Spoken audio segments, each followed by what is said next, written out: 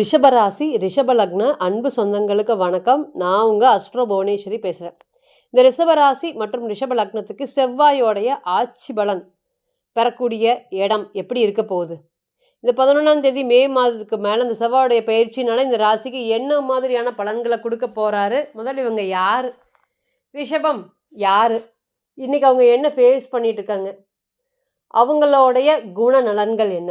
கண்டிப்பாக பார்க்கலாம். முதல்ல ஒன்று தெரிஞ்சுக்கோங்க, பிறந்த கால ஜாதகம் தான். நீங்கள் யார், எப்பேற்பட்ட நபர்கள், ஒரு விஷயத்தை நீங்கள் எப்படி செய்ய போகிறீங்க, என்ன மாதிரியான காலங்கட்டங்கள் உங்களுக்கு நடந்துட்டுருக்கு, இது எல்லாத்துக்குமே பிறந்த கால ஜாதகம் மட்டுமே தான் பதில் சொல்கிறதுக்கு கடமைப்பட்டிருக்கு. ஸோ தனிப்பட்ட ஜாதகம் மட்டுமே தான் 100% பலன்களை பிரதிபலிக்கும் அப்படிங்கிறத மறந்துடவே கூடாது. எந்த ஒரு இடத்துலையும் மறந்துடக்கூடாது.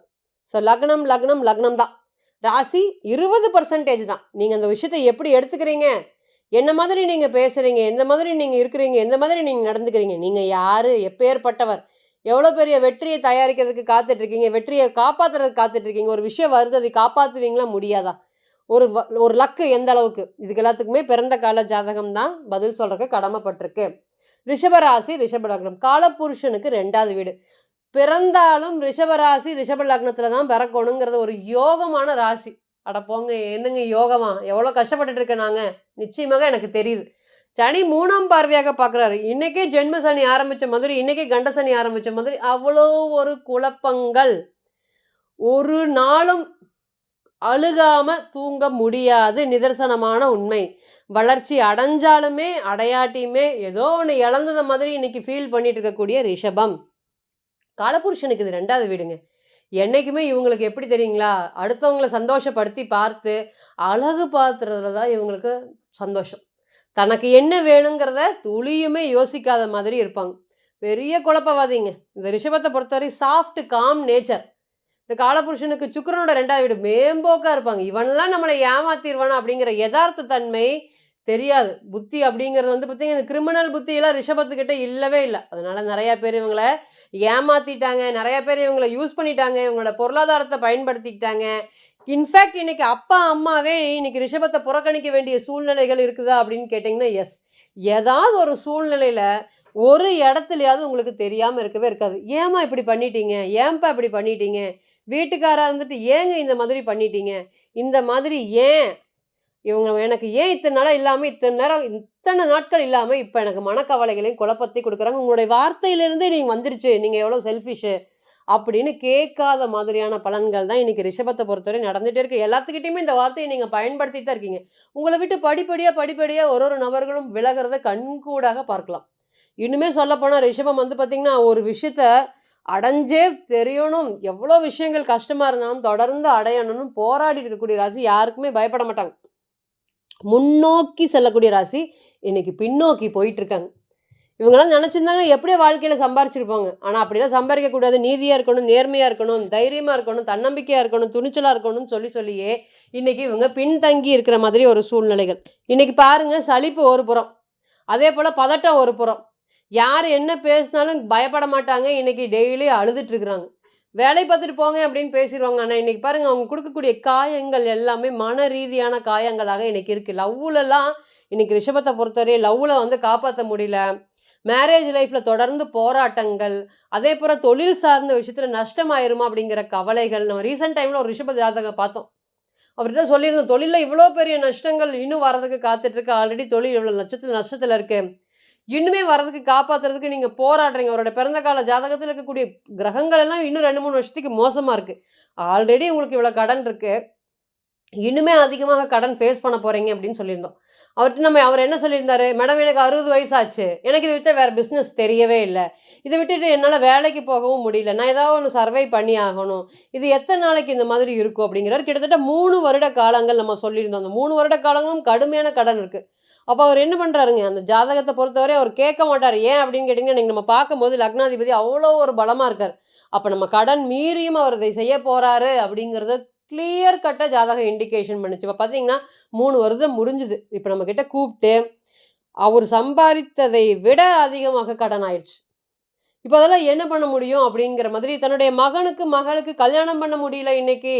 இந்த கடன்னால என்னைய யாருமே என்னுடைய பொண்ண கட்டிக்கிறதுக்கு வரமாட்டேங்கிறாங்க. எல்லார் பக்கமும் தெரிஞ்சு போச்சு. இப்போ என்ன மேடம் அப்படிங்கிற சொன்னார். நம்ம கிளியரா சொல்லியிருந்தோம். இன்னும் கடன் வரப்போது ஸ்டாப் பண்ணுங்க பிசினஸ அப்படிங்கிற சொல்லியிருந்தோம். ஏன்னா பிறந்த கால ஜாதகம் இண்டிகேஷன் பண்ணுச்சு. நம்ம சும்மா சொல்லலாம். ராசி பலன்கள பொறுத்தவரையும் சனி நல்லா இருக்காரு. சனி 11ஆம் இடத்துல இருக்கிறாரு. தொழில் ஜம்முன்னு இருக்கும். நீங்க பண்ணுங்க அப்படின்னா, அவருடைய ஜாதகம் என்ன சொன்னுச்சு? தொழில் நஷ்டத்துல போகுது. இனியும் போக போகுது, இனி நஷ்டமாக போகுது, இனி வரக்கூடிய காலங்களும் கடுமையாக இருக்க போகுதுன்னு கிளியர் கட்டா இண்டிகேஷன் பண்ணியும், கிரகங்கள் தங்களுடைய வேலையை காமிச்சிருச்சு. அப்ப இன்னைக்கு அதனால என்ன பண்ணிட்டு இருக்காரு அப்படின்னு கேட்டீங்கன்னா, திருமண வாழ்க்கையில பிரச்சனைகளை ஃபேஸ் பண்ணிட்டு குழந்தைகளுக்கு ஒரு நல்ல வாழ்க்கை எதிர்பார்த்து கொடுக்க முடியாம இன்னைக்கு அவருடைய பெண்கள் எல்லாம் வந்து பார்த்தீங்கன்னா 30 வயது அந்த பெண்ணுடைய ஜாதகத்தையும் பார்க்கிறார். அந்த பெண்ணுடைய ஜாதகத்தில் அருமையாக இருக்கு கிரக சேர்க்கைகள். அப்போ இந்த கல்யாணத்துக்கு தடையா இருக்கக்கூடிய காரணம் யார் அப்படின்னு கேட்டிங்கன்னா அப்பா. அப்போ நம்ம கிளியர் கட்டாக இண்டிகேட் பண்ணோம். நீங்கள் வந்து பார்த்தீங்கன்னா பையனுக்கு பொண்ணுக்கு கல்யாணம் பண்ணி வைக்க முடியாது அப்படிங்கிறதையும் சொல்லியிருந்தோம். இன்னைக்கு எல்லாம் முடிஞ்சதுக்கப்புறம் இதுக்கு ஏதாவது சொல்யூஷன் சொல்லுங்கள் மேடம், இதெல்லாம் பிரச்சனையும் எப்போ சால்வ் ஆகும் அப்படிங்கிற மாதிரி நம்மக்கிட்ட வந்து கேட்டிருந்தாரு. அப்போ இந்த காலங்கள் வரை ஃபுல்லாக வெயிட் பண்ணுங்க அப்படிங்கிறத சொல்லி இந்த பிரசன்னத்தையும் இந்த ஜாதகத்தையும் நம்ம முடித்தோம். இப்போ இதுலேருந்து என்ன தெரியுது அப்படின்னு முன்ன சொன்ன மாதிரி தனிப்பட்ட ஜாதகம் மட்டுமே தான் ஒரு பலனை பிரதிபலிக்கும்.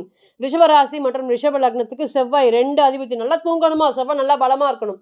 நல்ல ஒரு திருமண வாழ்க்கை அமையணுமா, செவ்வாய் பலமாக இருக்கணும். நல்ல ஒரு கூட்டாளி அமையணுமா, செவ்வாய் பலமாக இருக்கணும். இந்த மாதிரி ரிஷப ராசி மற்றும் ரிஷப லக்னத்தோட சுக்கிரனை விட செவ்வாய் பலமாக இருக்கணுங்கிறத தெரிஞ்சுக்கோங்க. செவ்வாய் பகவான் இல்லைன்னா நீங்கள் வெளிநாடு போக முடியாது. ரிஷபராசி மற்றும் ரிஷப லக்னம் செவ்வாய் நல்லா இல்லைன்னா தூக்குங்கிறது கிடையாது. செவ்வாய் பலவீனம் ஆகிட்டா ஹாஸ்பிட்டலுக்கே போக வேண்டிய சூழ்நிலை, ஹாஸ்பிட்டல்லே தங்கி இருக்கிற மாதிரியான ஒரு சூழ்நிலைகள் இருக்கும். எந்நேரத்துலையும் பயப்பட்டுட்டே இருக்கிற மாதிரியான ஒரு பதட்டமான ஒரு சூழ்நிலைகளை கொடுக்கும். அந்த அளவுக்கு செவ்வாய் பகவான் வந்து பார்த்திங்கன்னா மோஸ்ட் பவர்ஃபுல் பிளானட்டாக இந்த ரிஷபராசிக்கு இருக்கார். இவருடைய 12ஆம் இடத்ததிபதியோட பெயர்ச்சி எப்படி இருக்க போகுது? ஃபர்ஸ்ட் 12ல் ஒரு கிரகம் ஆட்சி பெற்றால் சந்தோஷமாக செலவு பண்ணக்கூடிய காலமாக இருக்கும். என்னுடைய பையனாக இருக்கட்டும் பொண்ணாக இருக்கட்டும் ரொம்ப நாட்களாக வரன்கள் தொலாவிட்டே இருக்கிறோம், கிடைக்க மாட்டேங்குது. யாராவது ஏதாவது சொல்லி சொல்லி சொல்லி சொல்லி வரன்கள் நின்றுது, ஏதாவது ஒன்று சொல்லி கொடுத்துட்றாங்க. எங்களுக்கு மட்டும் ஏன் இப்படி நடக்குதுன்னு தெரியல. வந்து பார்க்குறாங்க போகிறாங்க, திரும்பி ஒன்றுமே பதில் சொல்லலை. இல்லை ஒரு 6 மாதம் வெயிட் பண்ணுங்கன்னு சொல்லிட்டு போகிறாங்க, அவங்க கிட்ட இருந்து பதில் வரல. இந்த மாதிரி பார்த்துட்டு போனவங்க திரும்பி வருவாங்களா? வந்து பார்த்ததுலேயே அவங்க எனக்கு பெஸ்ட்டாக தெரிஞ்சாங்க, அவங்க எனக்கு திரும்பி வருவாங்களா? நான் விருப்பப்பட்ட வரன் கல்யாணம் பண்ண முடியுமா? இந்த மாதிரியான கேள்விகளுக்கு எஸ், நிச்சயமாக இது ஒரு தலை சிறந்த ஒரு யோகமாக கண்டிப்பாக இருக்குங்கிறத மாற்று கருத்தே இல்லாதனால பாதிக்கப்பட்ட பல விஷயத்தை திருப்பி கொடுக்கக்கூடிய ஒரு நல்ல ஒரு கிரக சேர்க்கையாக இது இருக்கும். அதே போல் விடாமுயற்சிகள் அப்படிங்கிறது வந்து பார்த்திங்கன்னா செவ்வாயும் நல்லா பலமாக இருக்காரு, சுக்கிரனும் நல்லா பலமாக இருக்கிறனால என்ன முயற்சி போட்டாலுமே அதற்குண்டான பலன்கள் கண்டிப்பாக கிடைக்கும். புதிய வேலை வாய்ப்புகள் சார்ந்த விஷயத்துக்கு தொடர்ந்து போராடிட்டு இருக்கேன். இந்த சனீஸ்வர பகவான் வந்து பார்த்திங்கன்னா எங்கள் ராசிக்கு யோகாதிபதி தான், நான் எந்த ஒரு யோகத்தையும் பண்ணலை அப்படிங்கிற மாதிரி தான். ஒருவேளை பாதகாதிபதி வேலை தான் செஞ்சுட்டு இருக்கிறாரோ அப்படிங்கிற மாதிரியான காயங்கள் நிறையா கொடுப்பாரு. இன்னைக்கு பாருங்கள் சனீஸ்வர பகவான் 3ஆம் பார்வையாக ராசி பார்க்குறாரு. நல்ல ராசி, போராடுறீங்க ஆனால் வெற்றி பெற முடியல. நல்ல ராசி, யாருமே கை தூக்கி மேலே விடுறதுக்கு ஆட்களே இல்லை, தொடர்ந்து திரும்பி அடி வாங்கிட்டே இருக்கீங்க. நிறைய வந்து முதன்மையான ராசியாக இருக்கணும், போராடுறீங்க, அது எல்லாமே நடக்க முடியல. நிறைய திறமை இருக்குது, அந்த திறமையை வெளிக்காட்ட முடியல. இந்த மாதிரி எல்லாம் இருக்குது ஆனால் எதுவுமே இல்லை அப்படிங்கிற மாதிரி சொல்லக்கூடிய ஒரு சூழ்நிலையில் இனிமேல் அப்படிங்கிற வளர்ச்சிகள் அப்படிங்கிறது கண்டிப்பாக வரும் அப்படிங்கிற மாற்று கருத்தே இல்லை. அதே போல் சுப செலவுகள்னு சொல்லக்கூடிய திருமணம் சம்மந்தப்பட்ட மங்களகரமான நிகழ்ச்சி எங்கள் வீட்டில் நடக்குமா?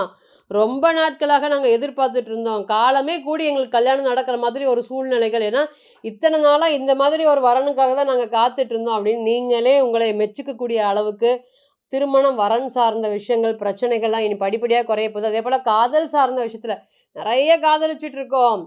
அந்த பொண்ணு என்ன சொன்னால் பிடிக்கவே பிடிக்கலைங்கிறது, அந்த பையனை பார்த்தா பிடிக்கவே பிடிக்கலைங்கிறது, ஏதாவது ஒரு சூழ்நிலை காரணமாக 2 பேரும் நாங்கள் பேசாமல் பல நாட்களாக இருக்கோம், எங்களுக்கு கல்யாணம் நடக்குமா நடக்காதா அப்படிங்கிற மாதிரியான சூழ்நிலைகளை கொடுக்குது.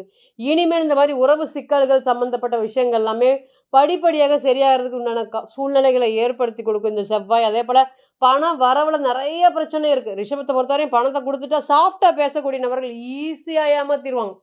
அப்போ என்ன சொன்னாலும் ஏமாறுறக்கு ஆளுங்க இருக்காங்க அப்படிங்கிற மாதிரி பணம் சார்ந்த விஷயத்தில் நிறைய ஏமாற்றங்கள் சந்திச்சுட்டு இருந்த ரிஷபம் இனி படிப்படியாக மேலே முன்னுக்கு வரதை யாருனாலையும் தடுக்க முடியாது அப்படிங்கிறது நிதர்சனமான உண்மை. இருந்தாலுமே நம்ம ஒரு கிரகத்தை மட்டுமே தான் பேஸ் பண்ணி பேசியிருக்கோம். பிறந்த கால முன்ன சொன்ன மாதிரி பிறந்த கால ஜாதகம் மட்டுமே தான் ஒரு விஷயத்த சொல்கிறதுக்கு கடமைப்பட்டிருக்கு. ஸோ தனிப்பட்ட ஜாதகத்தை நீங்கள் பர்சனலாக ஆலோசனை பண்ண விருப்பப்பட்டீங்கன்னா கீழே இருக்கக்கூடிய நம்பருக்கு கான்டாக்ட் பண்ணுங்கள். நான் வணங்கக்கூடிய நரசிம்மர் உங்கள் எல்லோருக்குமே நல்ல வளமான வாழ்க்கையை ஏற்படுத்தி தர நான் நிச்சயமாக பிரார்த்தனை பண்ணிக்கிறேன். மீண்டும் ஒரு பதிவில் உங்களெல்லாம் சந்திக்கும் வரை உங்களிடமிருந்து விடைபெறுவது உங்கள் அஸ்ட்ரோ புவனேஸ்வரி. நன்றி, வணக்கம்.